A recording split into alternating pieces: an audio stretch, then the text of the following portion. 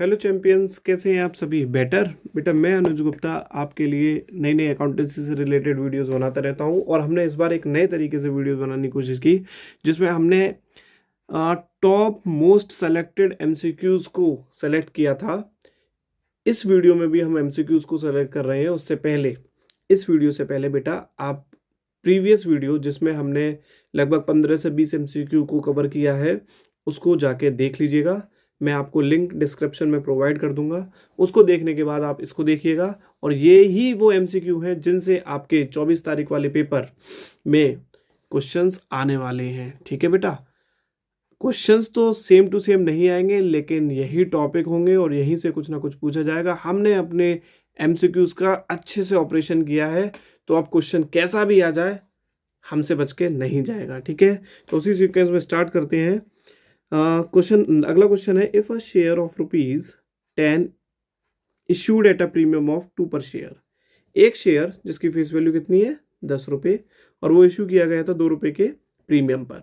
On which 8 including premium has been called, जिस पर 8 रुपये प्रीमियम को इंक्लूड करते हुए कॉल्ड किए गए, and 6 including premium has been paid, और जिस पर 6 रुपये पेड थे इंक्लूडिंग प्रीमियम। ठीक है, is forfeited then share capital account will be debited. Share capital account debit पूछ रहा है वो। बेटा जी, सबसे पहले आप याद रखिएगा, फॉर फ्यूचर के टाइम पर एंट्री क्या होती है? फॉर फ्यूचर के टाइम पर सर ये एंट्री होती है share capital account debit to unpaid call और टू शेयर फॉर फ्यूचर, है ना? टू अनपेड कॉल यानी कॉल सिनेरियोस और टू शेयर फॉर फ्यूचर। और याद रखिएगा यहाँ पर एसपीआर भी डेबिट हो जाता है अगर नॉट पेड हो। ठीक है, तब डेबिट होता है। हालांकि हमको एंट्री नहीं पूछी, हमसे पूछा है ये शेयर कैपिटल कितने से डेबिट होगी। तो शेयर कैपिटल किस वैल्यू से डेबिट होती है आपको पता होना चाहिए, कॉल्ड अप वैल्यू से। किससे डेबिट होती है? कॉल्ड अप वैल्यू से। शेयर कैपिटल डेबिट होती है कॉल्ड अप वैल्यू से और फॉर फ्यूचर क्रेडिट होता है पेड अप वैल्यू से। जी जी सर। अब क्वेश्चन में आते हैं। क्वेश्चन में देखिए, क्वेश्चन में साफ साफ लिखा होता है, on which 8 rupees including premium has been called. कितने रुपए कंपनी ने कॉल्ड किए? 8, लेकिन जिसमें प्रीमियम इंक्लूड है। जब भी शेयर कैपिटल या शेयर फॉर फ्यूचर की बात आएगी तो प्रीमियम को इग्नोर करेंगे। रीजन बिहाइंड इट, क्योंकि प्रीमियम के लिए अलग से एक हेडिंग बनी हुई है, तो प्रीमियम को रिजर्व एंड सरप्लस की हेडिंग में शो किया जाता है। तो शेयर कैपिटल में प्रीमियम को इंक्लूड नहीं करते। तो भाई जो 8 रुपये इंक्लूडिंग प्रीमियम कॉल्ड अप है उसमें आप प्रीमियम को हटा दीजिए, तो कॉल्ड अप वैल्यू कितनी होगी? Answer is 6। ठीक है बच्चे जी। Next question, on 1 April 2022 mega limited issued 30,000 10% debentures of ₹100 each. यानी कि 1 अप्रैल को मेगा लिमिटेड ने 30,000 डिबेंचर इशू किए जिसकी फेस वैल्यू कितनी थी? जिसकी फेस वैल्यू थी 100 और इशू किए गए 10% के डिस्काउंट पर। The total amount of interest due on debentures for the year ending 31 March 2023 will be. Total amount of interest due on debenture, total amount of interest due, interest due की amount पूछ रहा है आपको। थोड़ी देर पहले या कुछ समय पहले हमने एक वीडियो में डिबेंचर वाली मैंने वीडियो अपलोड की थी, उसमें आपको बताया गया था कि इंटरेस्ट ऑन डिबेंचर कैसे निकलता है। तो हमने जितना कुछ पढ़ा हुआ है वहीं से एमसीक्यू बनते हैं बेटा। तो देखिए, ये पूछ रहा है आपसे इंटरेस्ट कितनी आएगी, तो आपको क्या बताया गया था? इंटरेस्ट हमेशा किस पर निकलती है? इंटरेस्ट निकलती है सर टोटल डिबेंचर मनी पर। किस पर निकलती है? टोटल डिबेंचर मनी पर। ठीक है, अब टोटल डिबेंचर मनी कैसे आएगी? तो देख लीजिए, नंबर ऑफ शेयर डिबेंचर्स कितने हैं सर? 30,000। ये है ना number of debentures, 30,000 into called up value. Called कितना किया है? तो कॉल्ड अप वैल्यू और फेस वैल्यू एक ही है, तो कॉल्ड अप वैल्यू कितनी हो गई आपकी? 100 रुपये। तो टोटल डिबेंचर मनी कितनी आ गई आपकी? 30 लाख। ठीक है मेरे बच्चे, 100 रुपये का डिबेंचर है और कंपनी ने 100 ही रुपये मांगे होंगे जब क्वेश्चन में कुछ नहीं दिया। तो कॉल्ड अप वैल्यू से मल्टीप्लाई करते हैं तब हमारी टोटल डिबेंचर मनी आती है 30 लाख रुपए आ गई। अब इस पर हमको निकालनी है इंटरेस्ट। तो इंटरेस्ट कैसे आएगी? तो आप लिखेंगे 30 lakh total debenture money, 30 lakh का कितने परसेंट इंटरेस्ट है? डिबेंचर से पहले जो रेट दिया होता है उसे ही बोलते हैं इंटरेस्ट रेट। तो ये कितने परसेंट है? 10%। तो बेटा अब ये कब इशू किए गए थे? 1 अप्रैल को और 31 मार्च तक। ये ड्यूरेशन जरूर देख लीजिएगा, 1 अप्रैल से 31 मार्च यानी पूरे साल का है। तो पूरे साल का मतलब 12/12 पूरे साल की तो डायरेक्ट ही कर दो भाई। ये कितना आ जाएगा? 3 लाख रुपया। ये 3 लाख रुपए हैं जो इंटरेस्ट के आएंगे। आंसर चेक करो बेटा, 3 लाख का है सर, ये रहा 3 लाख। ठीक है जी, नेक्स्ट क्वेश्चन देखते हैं। Manas and Ranveer are partners, Ranveer आ गए भाई, ठीक है। Manas and Ranveer are partners in a firm having capital balances of rupees 1,20,000 and 80,000 respectively. Sanju is admitted as a new partner in the firm for 1/5 share. Sanju को admit किया गया है as a new partner 1/5 share के लिए। Sanju brought 1 lakh as his capital. The goodwill of the firm on Sanju's admission. बेटा hidden goodwill, क्यों? क्योंकि पूरे क्वेश्चन में यहां से मानस से लेकर कैपिटल तक गुडविल का कहीं भी जिक्र नहीं हुआ और आपसे गुडविल ही पूछ ली गई है।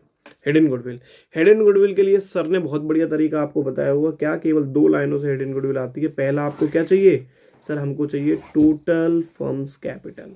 क्या चाहिए? टोटल फर्म्स की कैपिटल। और जो भी किसके बेस पर निकलेगी? नए पार्टनर के बेस पर।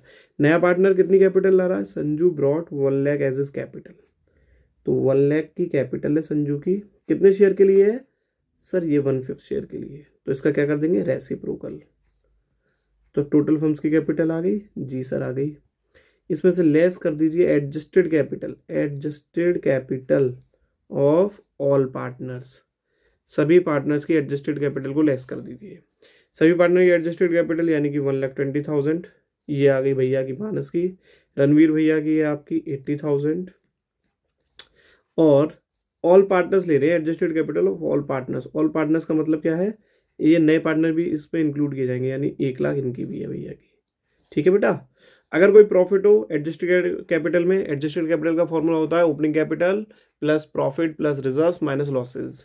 तो कोई प्रॉफिट हो तो ऐड हो जाएगा और लॉस हो तो माइनस हो जाएगा, है ना? ऐसा कुछ है नहीं। 2 और 1 ये हो गए 3 लाख।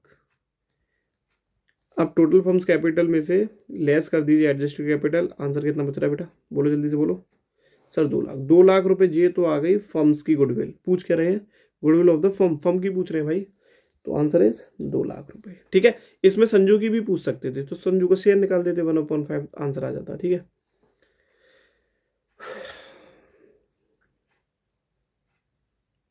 पता है क्यों मुस्कुरा रहे हैं? संजू की पूछ सकते थे, यानी अगली बार जो क्वेश्चन आया उसमें संजू की पूछी गई। कैसे? देखो ये भी हिडन गुडविल का क्वेश्चन है भाई। देख रहे हो, समझ रहे हो? इसीलिए मैं आपको कह रहा हूं कि पहले ये देख लीजिए कि क्वेश्चन में वो पूछ क्या रहा है और टॉपिक आपके सारे पढ़े हुए होंगे। देखो, Suhas and Vilas were partners in a firm with a capital of rupees 4 lakh and 3 lakh respectively. They admit Prabhas as a new partner for 1/5 share. Suhas और विलास की कैपिटल थी 4 लाख और 3 लाख और उन्होंने प्रभास को एडमिट किया 1/5 के लिए in future profit. Prabhas brought 2 lakh as his capital. Prabhas 2 lakh रुपए अपनी कैपिटल के लाते हैं। Prabhas share of goodwill will be. अब क्वेश्चन में पूछा है प्रभास के हिस्से की गुडविल। फिर से सुहास से लेकर कैपिटल तक क्वेश्चन में गुडविल का कोई जिक्र नहीं और लास्ट में गुडविल पूछी गई यानी हिडन गुडविल। और हिडन गुडविल को फाइंड करने के लिए अभी अभी आपको बताया गया था, इसको जल्दी से करते बेटा, है ना? अभी अभी बताया गया था। सबसे पहले क्या चाहिए? Total firms capital. अब बिना लिखे हम पता कर सकते हैं ना टोटल फर्म्स कैपिटल। कैसे? देखो भाई, कैपिटल कितनी है भैया की? भैया की कैपिटल है 2 लाख। नए पार्टनर की कैपिटल से टोटल फर्म्स की कैपिटल बना लीजिए। क्या करेंगे? रेसिप्रोकल। नए पार्टनर के शेयर का रेसिप्रोकल। ठीक है, ये आ गई 10 लाख। कोई डाउट नहीं सर। लेस कर देंगे adjusted capital of all partners. Adjusted capital में सुहास की 4 लाख, विलास की 3 लाख, प्रभास की 2 लाख। कोई प्रॉफिट हो तो ऐड, कोई लॉस हो तो माइनस, कोई रिजर्व हो तो ऐड। ठीक है, 4 3 7 तो दोनों। ये आ गई 9 लाख रुपए एडजस्टेड कैपिटल। 10 में से 9 माइनस कर देंगे, ये आ गए 1 लाख रुपया। 1 लाख रुपए ये आ गई बेटा फर्म्स की गुडविल। ये आ गई फर्म्स की गुडविल, फर्म्स हिडन गुडविल आ गई।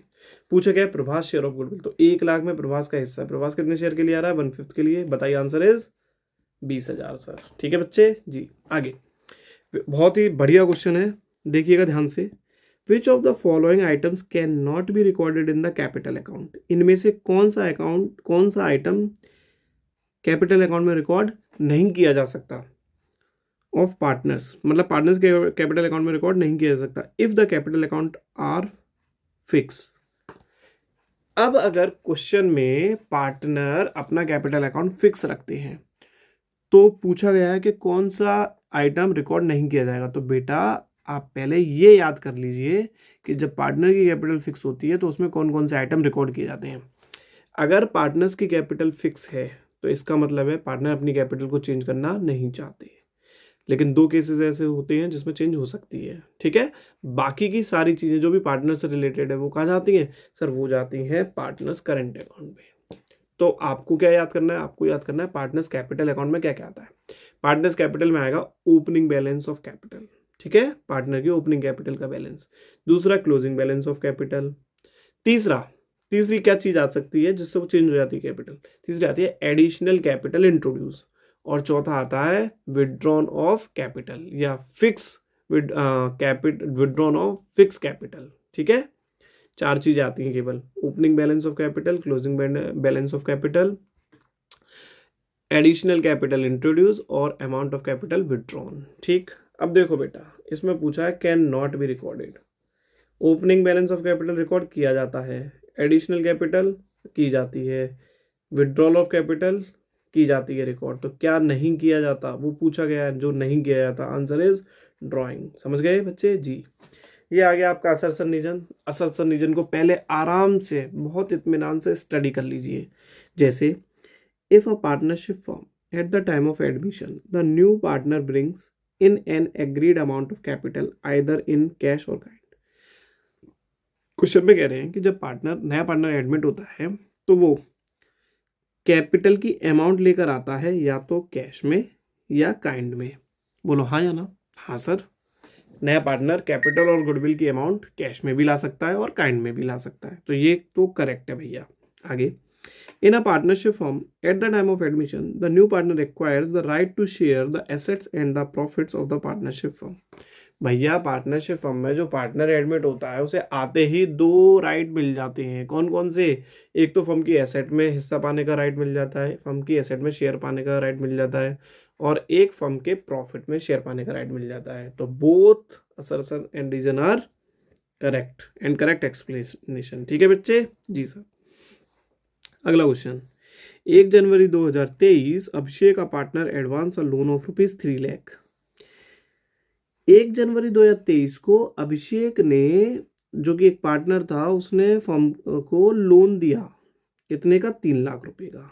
ठीक है, अभिषेक पार्टनर ने फर्म को लोन दिया है 1 जनवरी को। 1 जनवरी पे फोकस करें क्योंकि अप्रैल स्टार्ट होती है, सॉरी ईयर स्टार्ट होती है 1 अप्रैल से। इन the absence of partnership agreement, यानी पार्टनरशिप डीड नहीं थी, the amount of interest on the loan for the year ended 31 March 2023 will be. तो अमाउंट पूछी आपसे इंटरेस्ट ऑन लोन की कितनी आएगी। देखो बेटा ध्यान से समझिएगा मेरी बात को, कि जब क्वेश्चन में पार्टनरशिप डीड साइलेंट होती है तो कोई भी पार्टनर अगर फर्म को लोन प्रोवाइड करता है तो फर्म उसको लोन पर कितने परसेंट से इंटरेस्ट देती है? 6% पर एनम से। ठीक है जी सर। भैया ने लोन प्रोवाइड किया 3 लाख रुपए का, 3 लाख पर 6% से भैया को इंटरेस्ट पे करेगी फर्म। जी जी। और उसके साथ साथ जो लोन प्रोवाइड हुआ था वो हुआ था 1 जनवरी को, और आपकी अकाउंटिंग ईयर क्या है, कब क्लोज हो जाती है? मार्च 31 को। तो 1 जनवरी से मार्च 31 तक मंथ काउंट करिए, 3/12। तो जब हम इसको सॉल्व करेंगे तो जाएगा 6 18,000, 18,000 का 1/4, 18 आधे 9 के आधे 4500। Answer 4500 is correct. क्लियर बच्चे जी सर। मैं आपको एक बात और बता दूं यहीं पे, अगर पार्टनर ने फर्म को लोन दिया है और पार्टनरशिप डीड साइलेंट है तो फर्म पार्टनर को उस लोन पर कितने परसेंट से इंटरेस्ट देगी? 6% पर एनम से। अगर फर्म ने पार्टनर को लोन प्रोवाइड किया है और पार्टनरशिप डीड साइलेंट है तो पार्टनर फर्म को कितनी इंटरेस्ट पे करेगा? सर 0, नो इंटरेस्ट पे करेगा। ठीक है, देखिए ध्यान से मैं क्या कह रहा हूं आपसे, अगर पार्टनर ने फर्म को लोन दिया है तो फर्म पार्टनर को इंटरेस्ट देगी 6% पर एनम से। ये in the absence of partnership deed वाला नियम है। और अगर फर्म ने पार्टनर को लोन दिया है तो पार्टनर कोई इंटरेस्ट पे नहीं करेगा in the absence of partnership deed. ठीक है जी। आगे, if partners withdraw fix amount at the end of each quarter, भैया आईओडी का टॉपिक, मोस्ट इंपॉर्टेंट टॉपिक। ठीक है, तो interest and at the end of the each quarter interest on drawing will be charge for months. Sir इसकी तो table याद कराई है आपने। क्वार्टरली कोई भी ड्राइंग करता है तो आपको बताया था बिगनिंग का याद कर लीजिए, 1.5 कम कर लीजिए, ठीक है। बिगनिंग का याद कर लीजिए 7.5, 1.5 कम 6, 1.5 कम 4.5। पूछ क्या रहा है एंड, तो बेटा देखो बिगनिंग का 7.5 है, फिर मिडिल का 6 हो गया, एंड का हो गया 4.5। आंसर एंड का पूछा है यानी कि 4.5। Correct answer is 4.5। ठीक है जी सर।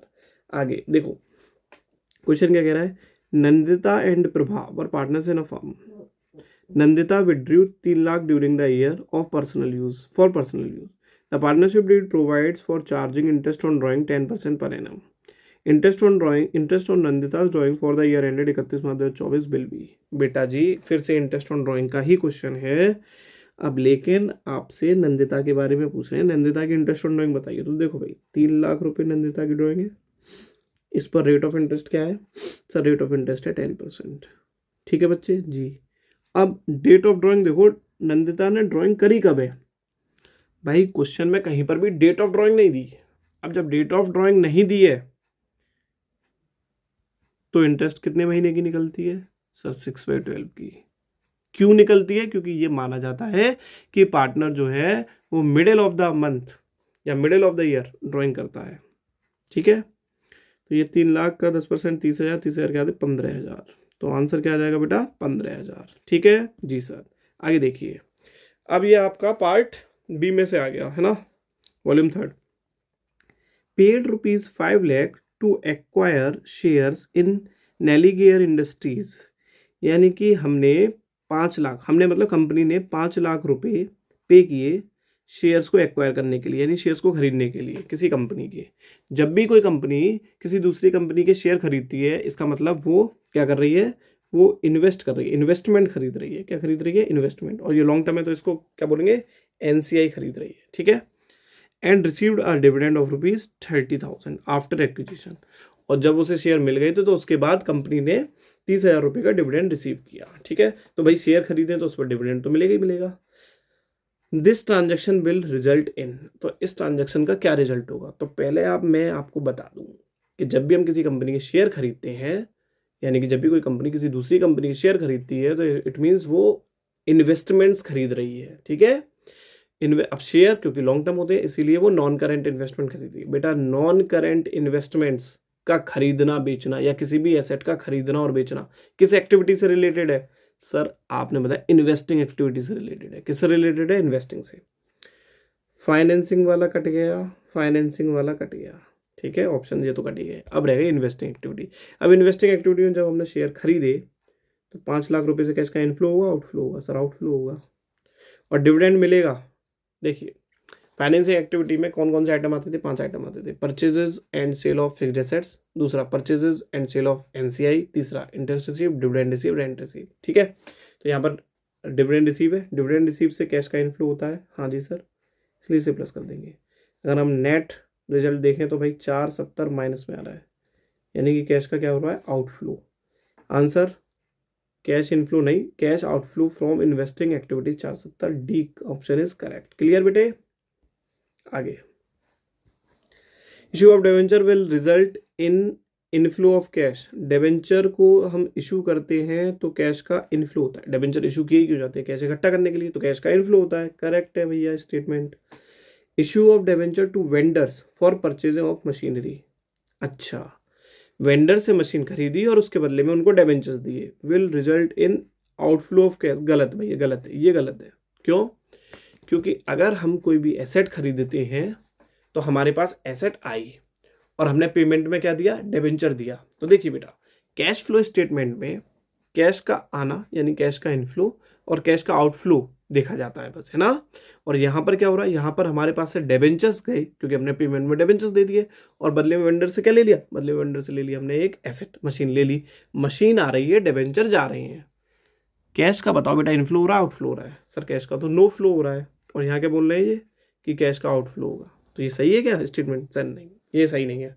तो सही क्या है बेटा? Statement 1 is correct and second is false, यानी कि statement 1 is correct and second is incorrect. C option is correct answer.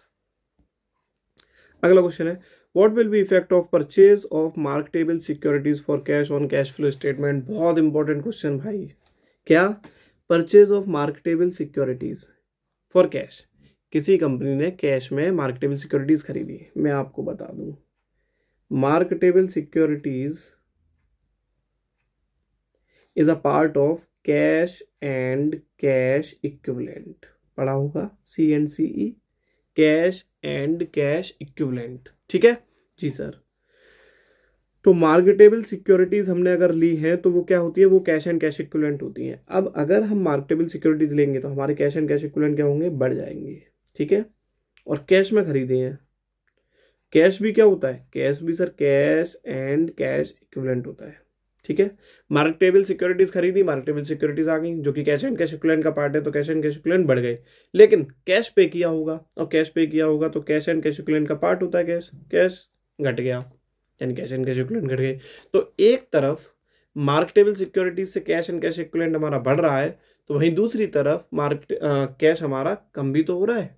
तो बताओ, इनफ्लो, आउटफ्लो या no flow? Answer is no flow, यानी कि नो इफेक्ट। समझ गए बेटा? देखो, ऐसा कोई भी ट्रांजेक्शन जो कैश एंड कैश इक्विवेलेंट के बीच में हो, मतलब एक चीज से cash and cash equivalent increase हो रहा हो और दूसरी चीज से cash and cash equivalent he decrease हो रहा हो, तो इसका आंसर क्या होगा सर? No flow. बेटा ये दो जेबें है ना, यहां से पैसा निकाल के यहां रख लिया, तो यहां से खाली हुआ तो यहां भी तो गया, तो पैसा तो जेब में ही रहा, इंसान के पास ही रहा ना। जी सर। आगे ये है current ratio of super limited is 2:1, which of the following transaction will result decrease in this ratio. बेटा देखो, ये क्वेश्चन थोड़ा इस तरीके से आते हैं। इनमें क्या है, इनमें आपको ऑप्शन रख के ही आंसर मिल जाएगा। ठीक है, सरल होते हैं, बस आपको रेशियो का फॉर्मूला याद होना चाहिए। तो करेंट रेशियो इक्वल टू होता है आपका CA/CL। ठीक है मेरे बच्चे? जी सर। CA/CL। अब CA कितना है आपका 2 और CL कितनी है 1। इसको हम मान सकते हैं 20 लाख और इसको मान सकते हैं हम 10 लाख। बोलो हाँ या ना? अरे सर, इसको हम 2 करोड़ 1 करोड़ भी मान सकते हैं और 2 लाख 1 लाख भी मान सकते हैं और 20 रुपये और 10 रुपये भी मान सकते हैं। हमने मांग लिया इसको तो 20 लाख और 10 लाख। ठीक है। अब देखो आगे क्या दे रखा है, पेमेंट ऑफ 40,000 टू क्रेडिटर्स। अगर हम क्रेडिटर्स का पेमेंट कर दें तो बताओ कैश करंट एसेट पे क्या फर्क पड़ेगा? सर करंट एसेट कम हो जाएंगी, है ना, और साथ में कम हो जाएंगी हमारी करंट लायबिलिटीज भी, क्योंकि क्रेडिटर्स कम हो गए। तो जब नीचे कम होगा प्रोपोर्शन, तो ये तो बेटा इंक्रीज होगा, ये तो इंक्रीज होगा। कैसे? देखो ध्यान से दिखाएं हम आपको, ये आपका 19,60,000 आ गया। अच्छा यहाँ पर ऐसा करो, इसको ना 20 लाख मत मानो यार, कैलकुलेशन थोड़ी टफ हो जाएगी। आप क्या करो, इससे एक जीरो को एक जीरो से कैंसिल करो, 2 लाख 1 लाख मान लो, तो ये हो जाएगा आपका 2 लाख 1 लाख, यानी कि ये आ गया आपका 60,000, 1,60,000 और ये आ गया आपका 60,000। ठीक है। अब जब हम इसको सॉल्व करेंगे तो ये आ जाएगा 6 2 जा 12 और ये पॉइंट लगेगा 4, यानी कि 6 6 जा 36, 2.6 आ गया, यानी कि बढ़ रहा है ना, इंक्रीज हो रहा है। तो ये तो ऑप्शन नहीं होगा करेक्ट। हमको पूछा है डिक्रीज कैसे क्या होगा। ठीक है। Sale of furniture book value 16,000। तो देखो भाई, अब आपकी फिर से 2 लाख करेंट एसेट है और 1 लाख करेंट लायबिलिटीज है। ठीक है। जब हम फर्नीचर को सेल करेंगे तो फर्नीचर हमारा कम होगा, लेकिन फर्नीचर ना तो CA होता है ना CL होता है, यानी कि इस पर कोई फर्क नहीं पड़ेगा। ठीक है। अब 16,000 रुपये में फर्नीचर को सोल्ड किया तो 16,000 रुपये तो हमारे पास आएंगे, सर आएंगे। पे ये भी इंक्रीज है, कैसे? क्योंकि ये हो गए 2,16,000 और ये हो गया डिवाइड बाई 1 लाख, क्योंकि नीचे करंट लायबिलिटी तो कोई फर्क नहीं पड़ा। आंसर हो गया 2.16। पहले कितना था 2, अब 2.16। ये भी इंक्रीज हो रहा है, हमसे पूछा डिक्रीज, तो ये भी ऑप्शन नहीं होगा, है ना। तो 2 ऑप्शन तो भैया हमारे कट गए। अब हमें अगला ऑप्शन देखना पड़ेगा बेटा। इसमें थोड़ा इसी तरीके से करेंगे आप, भले ही 1 मिनट ज़्यादा लगेगी, लेकिन आपका आंसर सटीक आएगा। ठीक है जी सर। तो अगला और देख लेते हैं, repayment of long term loan of 7 lakh. अब यहाँ 7 लाख की बात चल रही है, तो CA आप मानो 20 लाख और CL मान लो आप 10 लाख।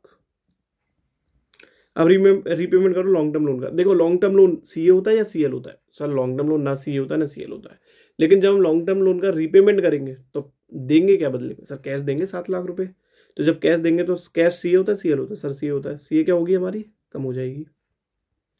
CL पे कोई फर्क नहीं पड़ रहा है ना? नहीं सर। तो ये कितना हो गया 13 लाख। बस बच्चे मिल गया होगा आंसर आपको। अब ये कितना हो गया 10 लाख। इसको अगर हम सॉल्व करेंगे तो 1.3/1 आएगा, रेशियो कितना था 2:1, अब कितना हो गया 1.3। पूछा क्या था डिक्रीज, किस में हो रहा है सर, इसमें हो रहा है सी में। ठीक है बच्चे, 1-2 मिनट ज़्यादा लगेगी लेकिन एमसीक्यू का आंसर सटीक आएगा। Is also known as acid test ratio, भाई बहुत बार बताया होगा, 3 नाम है इसके। पहला नाम है क्विक रेशियो, दूसरा नाम है लिक्विड रेशियो, तीसरा नाम है एसिड टेस्ट रेशियो। तो answer is quick ratio. Which of the following is not an objective of financial statement, analysis of financial statement. बहुत सुंदर क्वेश्चन। देखो इसको, अब ये नॉट ऑब्जेक्टिव पूछ रहा है तो सारे आपको पढ़ने पड़ेंगे और उसमें नॉट वाला देखना हुआ है ना। तो मैं आपको बताऊं, देखो, to assess the current profitability and operational efficiency of the firm, यानी कि एनालिसिस ऑफ फाइनेंशियल स्टेटमेंट का ऑब्जेक्टिव। हाँ यार, करेंट प्रॉफिटेबिलिटी, भाई हम करेंट का प्रॉफिट पता करते हैं, ये तो हमारा मेन ऑब्जेक्टिव होता है ना। तो ये तो आंसर नहीं हो सकता क्योंकि वो नॉट पूछ रहा है, ये तो ऑब्जेक्टिव है। दूसरा, to ascertain the relative importance of different components. भैया देखो, रिलेटिव इंपॉर्टेंस पता करने हैं डिफरेंट डिफरेंट कंपोनेंट्स के ऑफ द फाइनेंशियल पोजीशन, ये तो मोस्ट इंपॉर्टेंट ऑब्जेक्टिव है, तो ये भी होगा। To consider the impact of price level changes, बस बेटा मिल गया आंसर आपको। प्राइस लेवल चेंजेस को कंसीडर करते हैं, यानी प्राइस लेवल चेंजेस के इम्पैक्ट को कंसीडर करते हैं। जबकि मैं आपको बता दूं, एनालिसिस ऑफ फाइनेंशियल स्टेटमेंट का एक सबसे बड़ा लिमिटेशन क्या है कि वो प्राइस लेवल चेंजेस को क्या कर देती है सर, इग्नोर करती है ना।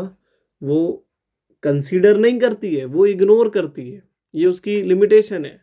तो क्या ये ऑब्जेक्टिव हो सकता है सर, ये ऑब्जेक्टिव नहीं हो सकता, इसलिए करेक्ट आंसर तो बेटा यही है।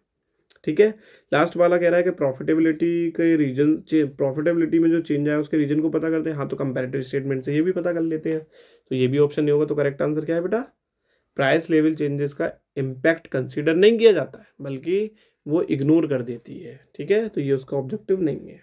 अगला क्वेश्चन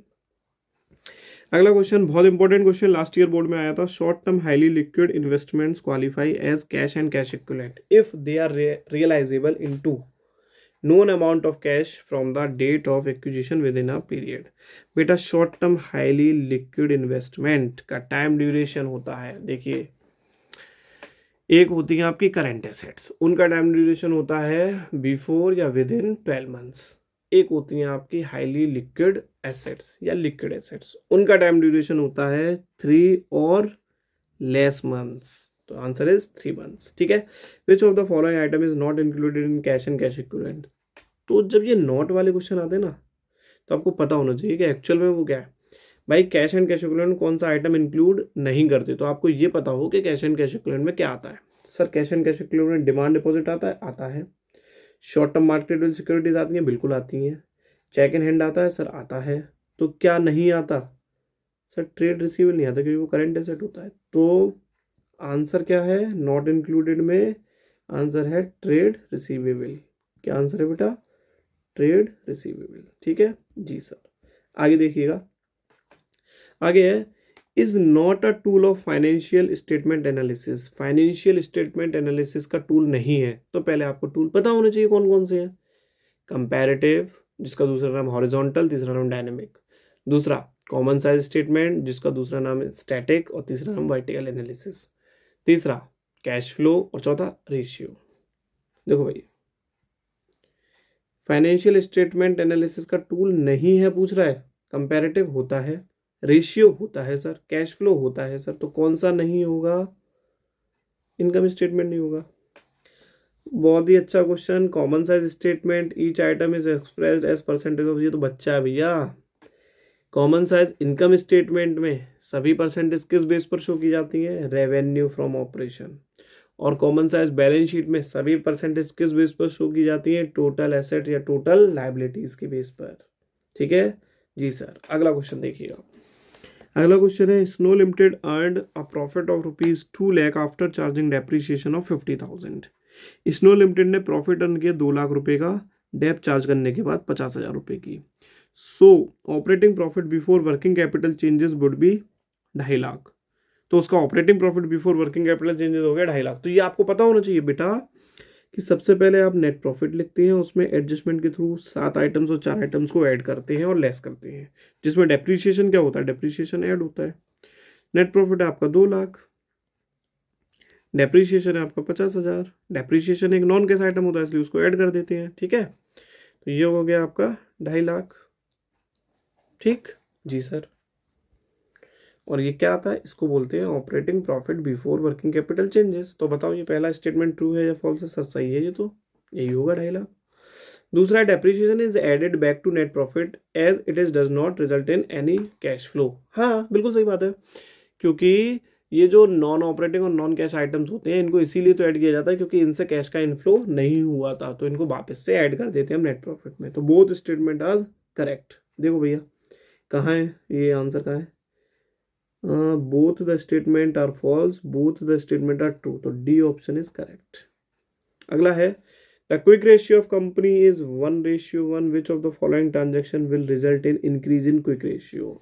फिर से वही क्वेश्चन, अभी थोड़ी देर पहले आपको दिया था करेंट रेशियो, अब दे दिया है क्विक रेशियो। तो बेटा इसके लिए भी आपको पहले फॉर्मूला पता होना चाहिए। क्विक रेशियो इक्वल टू होता है Q A upon C L, ठीक है बच्चे जी सर। अब Q A upon C L में आपको देखना होगा कि कितना कितना है, ये 1 है, तो आप मान लो 1 लाख ये हो गए क्यू ए, और क्यू ए मतलब क्विक एसेट, और सी एल भी हो गई आपकी 1 लाख, ठीक है बच्चे जी सर। अब इसमें हमको क्या करना पड़ेगा, इन ऑप्शंस को अप्लाई करना पड़ेगा। पहला ऑप्शन है कैश रिसीव्ड फ्रॉम डेटर्स। जब हम डेटर से कैश रिसीव करेंगे तो हमारे पास कैश आएगा। कितना रिसीव करूं बेटा बताओ जल्दी से? सर 50,000 रिसीव कर ले। डेटर से कैश रिसीव करेंगे कैश आएगा, और कैश क्या होता है? कैश हमारी कोई एसेट होती है, और डेटर्स कम हो जाएंगे, तो ये तो कोई इफेक्ट ही नहीं हुआ, नो चेंज हुआ है ना। 1 लाख का 1 लाख यानी 1/1 ही रहा। पूछ के रहे इंक्रीज पूछ रहे हैं। सोल्ड गुड्स ऑन क्रेडिट, जब हम गुड्स को क्रेडिट पर सोल्ड करेंगे तो यानी कि 1 लाख। अगर हम गुड्स को क्रेडिट पर सोल्ड कर रहे हैं तो देखो भैया हमारे डेटर्स बढ़ जाएंगे। जब हम गुड्स बेचेंगे तो हमारे डेटर्स बढ़ जाएंगे, बढ़ गए सर 50,000 हो गए, ठीक है। लेकिन लेकिन लेकिन लेकिन जब हम गुड्स को सोल्ड करेंगे तो हमारा गुड्स यानी इन्वेंट्री कम भी तो होगा, but inventory is not a part of quick asset. Inventory quick asset का पार्ट नहीं होते, बिकॉज आपको पता होना चाहिए क्विक एसेट इक्वल टू होता है current assets minus inventory minus prepaid, है ना।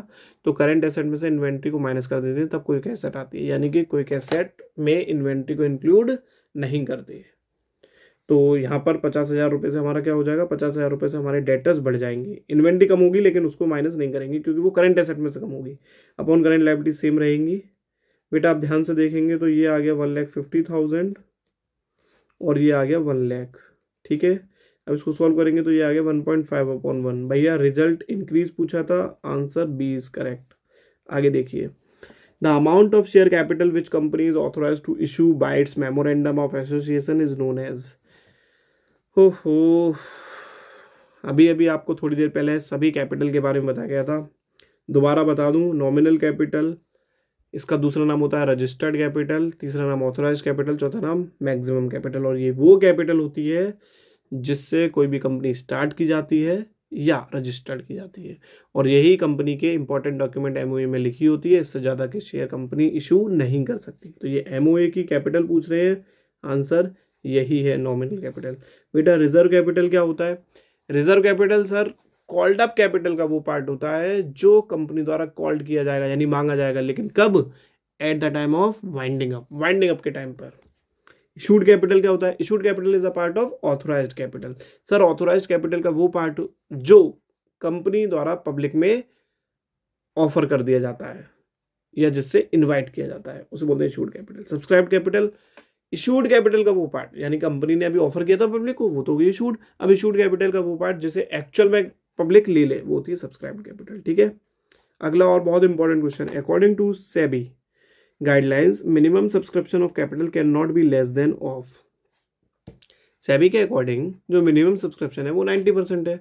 मतलब कोई भी कंपनी जो शेयर इशू करती है तो इशू किए गए शेयर्स का 90% सब्सक्रिप्शन आना चाहिए मिनिमम, है ना।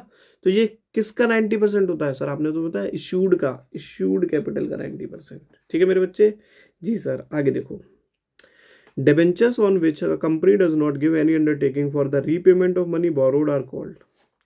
Debentures on given a company does not give any undertaking for the repayment, यानी रीपेमेंट के बारे में कंपनी कुछ नहीं कह रही, तो इसका मतलब क्या है कि कंपनी उनका रिडम्पशन नहीं कर रही। तो कब करेगी? सर वाइंडिंग अप के टाइम पे करेगी। तो ऐसे डिबेंचर्स जिनका रिडम्पशन एक स्पेसिफिक टाइम में कर दिया जाए वो होते हैं रिडीमेबल।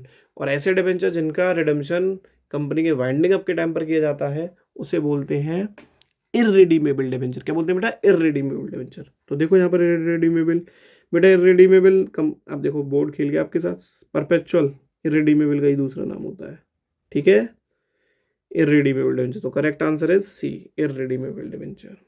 अगला, if the amount of debenture issued is more than the amount of net asset taken over by a company. देखो भैया, कंपनी ने नेट एसेट ली, नेट एसेट का मतलब है वैल्यू ऑफ द बिजनेस लिया होगा, और वो जो बिजनेस है उससे ज्यादा के कंपनी डिबेंचर दे रही है किसी को, मतलब कंपनी ने जिससे बिजनेस लिया होगा उसे वो पेमेंट कर रही है, और पेमेंट में क्या ज्यादा कर रही है कम कर रही है? ज्यादा कर रही है सर, ज्यादा कर रही है तो क्या बचेगा? अभी थोड़ी देर पहले बताया था, ज्यादा कर रही है तो गुडविल, कम कर रही है तो कैपिटल रिजर्व, ज्यादा कर रही है, ठीक है। अगला क्वेश्चन, हाँ ये क्वेश्चन तो मैं आपको पहले ही करा चुका हूँ, वीडियो में प्रोवाइड भी कर चुका हूँ, इसको देख लेंगे आप वहीं से। हाँ जी, ये क्वेश्चन आपके लिए होमवर्क है सर, बहुत सरल क्वेश्चन है, आप इसको करेंगे जरूर और मुझको बताएंगे। ये आपके थे मोस्ट टॉप सेलेक्टेड एमसीक्यूज, ऐसे टॉपिक्स हमने कवर किए इन 2 पार्ट में, जिनसे ही आपके कल 24 तारीख को जो आपका पेपर है, कल परसों मतलब, उनमें क्वेश्चन आएंगे ही आएंगे, ठीक है बच्चे। अब आप देख लीजिएगा, इन टॉपिक्स को अच्छे से कवर कर लीजिएगा, इन्हीं से क्वेश्चन बनेंगे, बस आप इनको एक बार ढंग से रिवाइज कर लीजिए बेटा जी। ये एमसीक्यूज टॉप मोस्ट एमसीक्यूज का ये जो है वो पार्ट नंबर 2 है। पार्ट नंबर 1 मैं आपको लिंक दे दूंगा डिस्क्रिप्शन में, आप देख लीजिएगा वहां से जाकर। तब तक के लिए आप पढ़ते रहिए, खुश रहिए, और पेपर का बिल्कुल भी प्रेशर मत लीजिए, आराम से इनको कर लीजिए। और जो जो वीडियो लेक्चर मैंने आपको प्रोवाइड किए हैं उनको कवर, उन सभी टॉपिक्स को आप कवर कर लीजिए, आपके बहुत अच्छे मार्क्स आएंगे, ठीक है बच्चे। और अगर आपको मेरा लेक्चर पसंद आ रहा हो, मेरी वीडियोस पसंद आ रही हो, तो प्लीज़ मेरे चैनल को सब्सक्राइब कीजिए, अपने दोस्तों के साथ शेयर कीजिए, और टॉपिक समझ में आ रहे हो तो लाइक कीजिए, ठीक है बेटा। थैंक यू सो मच, ऐसे ही पढ़ते रहिए, मुस्कुराते रहिए। Okay, bye bye.